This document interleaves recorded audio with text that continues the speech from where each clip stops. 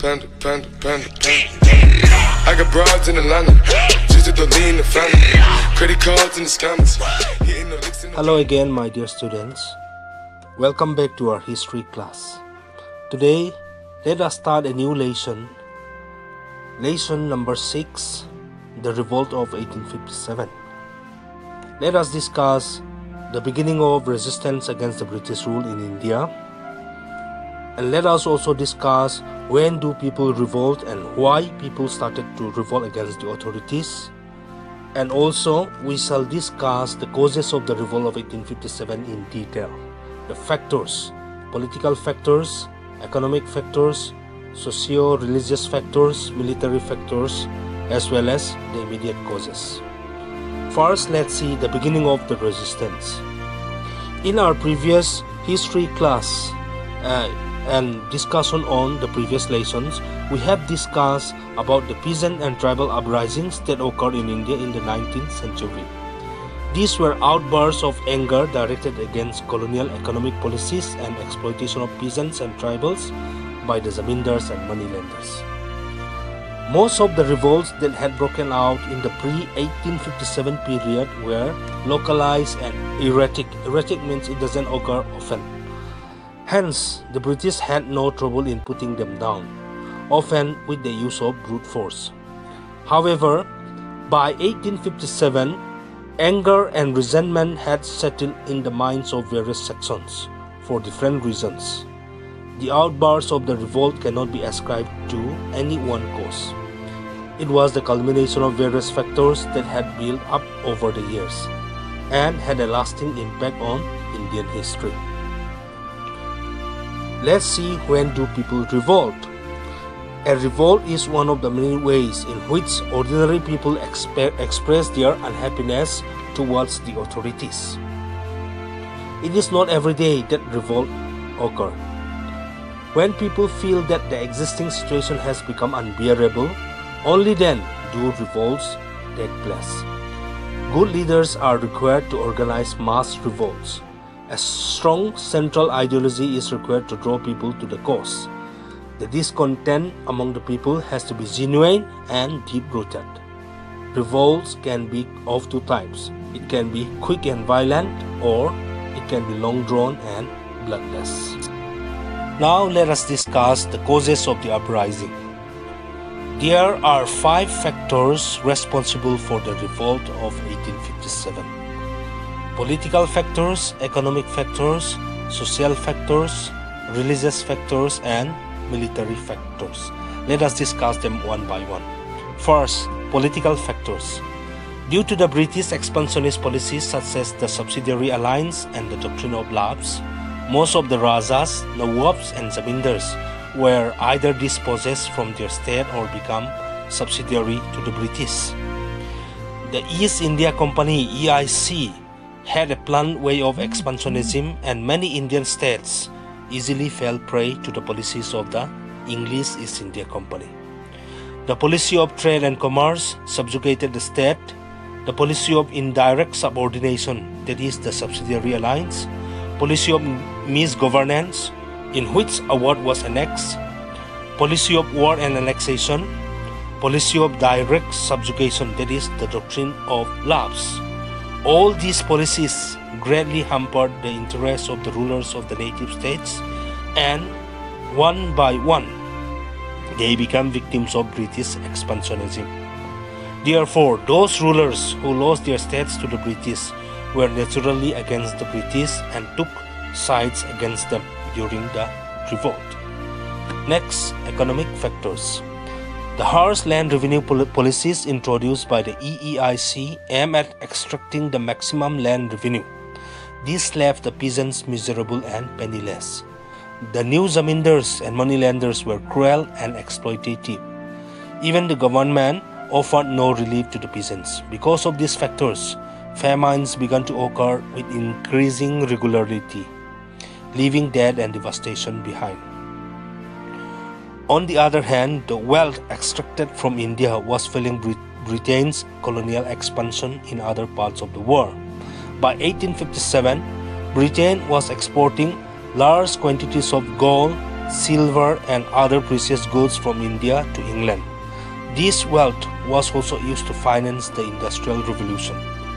We have read about the collapse of Indian handicrafts on account of the one-way free trade policy and high import duties levied on Indian imports in Britain. The collapse of indigenous crafts left millions unemployed and starving.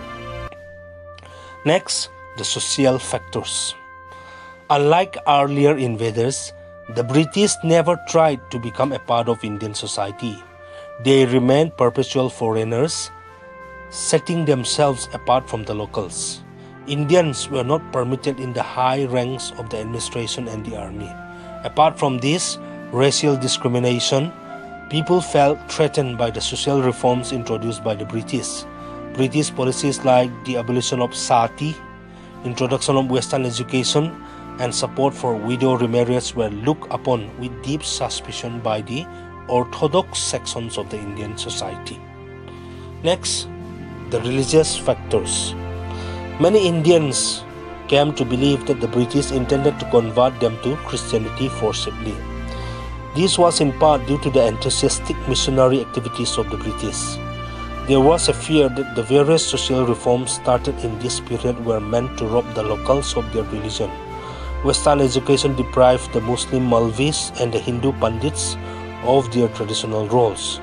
For the first time, taxes were levied or taxes were imposed on lands where mosques and temples stood, adding to the general apprehension of the people. Next, military factors. The EEIC maintained a well-trained army consisting of Indian sepoys. While the presidencies of Madras and Bombay had their own armies, the Bengal army was recruited from the regions in the Gangetic Valley. In 1816, a law was passed which required the sepoys to travel abroad if required. This news was received with dismay because Hindu soldiers were afraid that they would lose their caste if they traveled abroad. Because according to some of the Hindu beliefs, that if they cross the ocean, they will lose their caste. So the sepoys were often ill-treated and humiliated by their British officers. When Punjab and Awadh were annexed, the sepoy lost their extra pay called bhatta for service in these areas. Apart from this, Indians could never aspire to higher positions in the army. Sepoys were also deeply affected by the growing poverty of the peasantry, as most of them belonged to peasant families. All these factors created unhappiness and uncertainty among the sepoys, making them question their loyalty to the British. Now let us discuss immediate cause. Most historians believe that the issue of the Enfield rifle was the immediate cause of the revolt. The discontent against the British had grown so much that this was enough to spark off the uprising. In 1856, sepoys were issued a new gun, the Enfield rifle. In order to load the rifle, soldiers had to bite the cartridge, which was covered in a grease-coated paper to make it waterproof. It was widely believed that the grease contained tallow and fat of animals, which were taboo for both Hindus and Muslims. Though British officers dismissed the entire story as baseless, the story spread like wildfire among the sepoys. Here, the grease was alleged to be made of the fats of cow and pig. In this, cow is sacred to the Hindus, and pig, Islam do not permit Muslims to eat, to consume pig or pork. So the soldiers refused to use this new Enfield rifle. So on 29 March 1857, Mangal Pandey, a soldier of the 34th Bengal Infantry, refused to use the Enfield cartridges and opened fire on his superior officer. He was arrested and executed. This incident showed that the sepoys were even prepared to face death to safeguard their religion. Moving on to the events of the revolt. Meerut. Following Mangal Pandey's execution, 85 soldiers of the 3rd Bengal Light Cavalry Regiment, which was stationed at Meerut, also refused to touch the cartridges. They were sentenced to 10 years imprisonment on 9 May 1857. Angered by this, the other soldiers of the regiment stormed the prisons and freed their colleagues. They attacked and killed a number of European officers, men and women. The soldiers then marched towards Delhi, which was the Mughal capital and symbolic of Indian power. Delhi. The rebels reached the Red Fort in Delhi on 11 May. Bahadur Shah Zafar, the last Mughal ruler, was forced by the rebels to proclaim himself as the Emperor of India. The rebels proceeded to kill hundreds of British men and women, including several officers.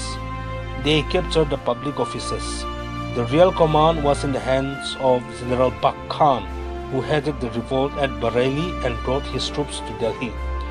News of the events in Meerut and Delhi was slow to reach the authorities at Calcutta. It was only in June that the news reached England. In the meantime, the revolt spread rapidly to centers like Kanpur, Awadh, Bareilly and Jhansi, among others. Kanpur. At Kanpur, the leader of the revolt was Nana Sahib, who was declared the Peshwa. He was assisted by Tantia Top. The events at Kanpur proved decisive in the course of the revolt. Nana Sahib gathered soldiers and expelled the British garrison from Kanpur. He declared himself governor under Emperor Bahadur Shah Zafar. The British were unprepared for the siege of Kanpur and agreed to surrender after 3 weeks.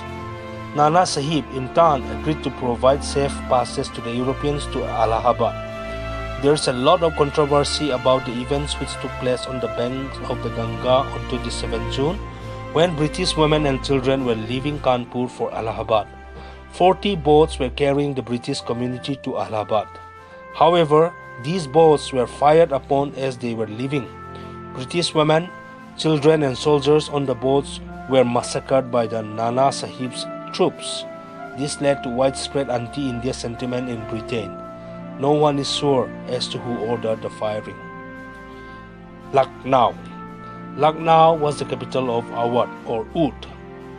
The British annexed Awadh even when it had signed the subsidiary alliance in 1801. They also ill-treated the royal family of the Nawab. The annexation of Awadh had not only angered the sepoys who hailed from there but had also displaced talukdars and the landed aristocracy and put many people out of work. The revolt here was led by Begum Hasrat Mahal. She was joined by the talukdars, the peasants and the disbanded soldiers of the old Awadh army. Henry Lawrence, the British commissioner in Lucknow, fortified his residency to provide shelter to the British forces, men, women and children. The sepoys laid siege to the residency building for 8 months. The British managed to hold off the rebels. Even though they suffered casualties due to violence and sickness, Lawrence himself was killed in the fighting. In spite of their best efforts, the rebels were unable to dislodge the British. This proved to be a decisive factor in the outcome of the revolt. Jhansi. The leader of the movement at Jhansi was the young Rani Lakshmi Bai. Because of the doctrine of lapse, the British refused to acknowledge the Rani's young adopted son as their heir to the throne of Jhansi. This made her decide to join the rebels. By June 1857, the company had lost control over most of Jhansi. However, by 1858, the company troops, led by Sir Hugh Ross, managed to reach Jhansi. Rani Lakshmi Bai fled with the rebels and joined Tantia Top at Kalpi. They marched to Gwalior for another confrontation with the British. Rani Lakshmi Bai was killed on the battlefield in the final battle at Gwalior.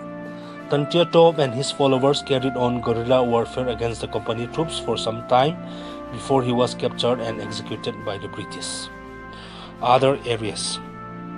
The uprising also spread to other areas. At Ara, Bihar, the rebels were led by Kunwar Singh. The rebels destroyed indigo factories, which were a hated symbol of British rule. Kunwar Singh died of war wounds in 1858. Sepoys in Bareilly were led by Khan Bahadur Khan, a pensioner of the British government. So these are some of the events of the revolt, or the most important events of the revolts. With this, let us conclude our class. Thank you for watching. See you again in the next class.